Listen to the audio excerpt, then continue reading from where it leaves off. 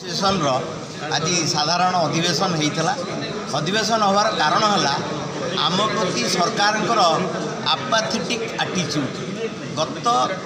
वंशाकन मान्यवर मुख्यमंत्री मान्यवर स्वास्थ्य मंत्री प्रतिश्रुति देते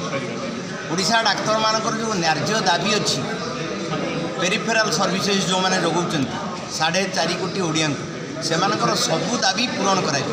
किंतु 6 मास हो गला कौन दाबी पूरण हो पारना आलोचना होउची किंतु तार कौन सुफल मिलूना आमर दाबी गुड़िक संपर्क जदि स्वल्प भाव में कहि आमको प्रमोशन दि जाऊनी प्रमोशन फाइल पड़ी रही डीएससीपी दि जाऊना डीएससीपी फाइल पड़ी रही अन्य कैडर मानकर कैडर पुनर्गठन होउची आमर 7 वर्ष है कैडर पुनर्गठन होना आमर डेंटाल डाक्तर मानक किसी प्रमोशन ना डीएससीपी ना आढ़ डाक्तर मानक कौन सुविधा ना एतिकी असुविधा भितर डाक्तर माने बहुत सहिले वर्तमान आंदोलन समय आसीगला आम 1 मास सरकार को दौचु से भितर समस्त दाबी पूरण करंतु समस्त दाबी न्याय्य पूरण हवा उचित डाक्तर मानकर मनोबल बढ़ावाई कार्यधारा